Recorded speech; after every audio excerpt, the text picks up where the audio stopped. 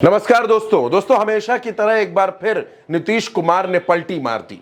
वो नीतीश कुमार जो तमाम मुस्लिम संगठनों को, तमाम मुस्लिम नेताओं को, अपने मुस्लिम विधायकों और मंत्रियों को यह आश्वासन दे रहे थे कि हम इस वक्फ संशोधन बिल के खिलाफ खड़े होंगे, हम इस बिल का साथ नहीं देंगे। तमाम रोजा इफ्तार में नीतीश कुमार मुस्लिम नेताओं को यह भरोसा दे रहे थे। उन नीतीश कुमार ने ऐन मौके पर एक डील करके पलटी मार दी और अपने सांसदों को व्हिप जारी करवा दी कि जब वक्फ बिल लोकसभा में पेश हो रहा होगा तो सभी सांसद मौजूद रहेंगे। नीतीश कुमार ने यानी मुस्लिमों का भरोसा तोड़ दिया। अब आप याद कीजिए ओवैसी की बात, आप याद कीजिए तमाम मुस्लिम नेताओं की बात जो उन्होंने नीतीश से कही थी कि आप इस बिल का समर्थन ना करें, लेकिन नीतीश कुमार ने भरोसा देते देते पलटी मार दी। लेकिन इसका खामियाजा भी नीतीश कुमार को भुगतना पड़ेगा दोस्तों, क्योंकि नीतीश की पार्टी में टूट होने लगी है। जैसे ही ये खबरें सामने आई कि नीतीश कुमार ने व्हिप जारी करवा दी है, सभी सांसदों को फोन पहुंच गया है कि वक्फ बिल के मसले पर संसद में उपस्थित रहना है, तो इसके बाद नीतीश की पार्टी के जो एमएलसी हैं, गुलाम गौस, मुस्लिम नेता हैं, बड़े नेता हैं, जो लगातार इस बिल के विरोध में बोल रहे थे, लालू प्रसाद के घर भी गए थे।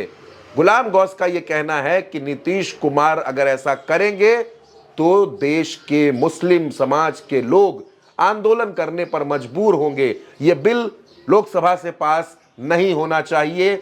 नीतीश कुमार और पार्टी के सभी सांसद इस बात का ध्यान रखें। नीतीश कुमार की तरफ से बार बार यह कहा गया, दरअसल नीतीश कुमार ने कुछ सुझाव भी दिए थे इस बिल पर बदलाव करने के लिए, और यह भी कहा गया कि हम सदन में अपने पत्ते खोलेंगे, और अभी भी नीतीश के कुछ सांसद ऐसा कह रहे हैं। लेकिन दोस्तों, आमतौर पर जब व्हिप जारी हो गई है पार्टी की तरफ से, और टीडीपी में भी ऐसा ही हो रहा है, टीडीपी और जेडीयू दोनों ने व्हिप जारी कर दी, चिराग पासवान ने भी अपने सांसदों को व्हिप जारी कर दी, और यह कहा गया कि इस पर पूरा समर्थन वो बिल पर सरकार को कर रहे हैं, तो ऐसे में अब सारी संभावनाएं खत्म हो जाती हैं। लेकिन नीतीश कुमार के लिए एक तनाव जरूर खड़ा हो गया है, क्योंकि उन्हीं की पार्टी में फूट मचने लगी है, उन्हीं की पार्टी में विरोध की आवाजें आने लगी हैं। उनके जो सबसे करीबी नेता आप ये कह सकते हैं मुस्लिम समाज में, गुलाम गौस, जो विधान परिषद के सदस्य हैं, उन्होंने साफ तौर पर कह दिया है कि इसका खामियाजा भुगतना पड़ेगा, मुस्लिम समाज के लोग माफ नहीं करेंगे। और नीतीश कुमार अब भी सोच लें कि क्या वो इस बिल के साथ है दोस्तों। लेकिन तमाम सवाल, तमाम आशंकाएं अब खत्म हो जाती हैं, क्योंकि नीतीश कुमार की पार्टी का खुला समर्थन इस बिल के साथ है। ऐसे में अब ये कहा जा रहा है कि नीतीश की पार्टी में जो तमाम मुस्लिम नेता हैं, विधायक हैं, मंत्री हैं, वो सब नीतीश कुमार के विरोध में उतर सकते हैं। और दोस्तों, इसी साल बिहार में विधानसभा का चुनाव होना है। बिहार में विधानसभा चुनाव से पहले नीतीश कुमार की पार्टी में अगर टूट मचती है, अगर नीतीश कुमार की पार्टी के विधायक और मंत्री टूट करके अलग हो जाते हैं, तो यह झटका नीतीश कुमार के लिए होगा। लेकिन कहा यह जा रहा है कि दरअसल नीतीश कुमार ने इस समर्थन के बदले भारतीय जनता पार्टी से एक भरोसा लिया है, और वो भरोसा है मुख्यमंत्री की कुर्सी को लेकर।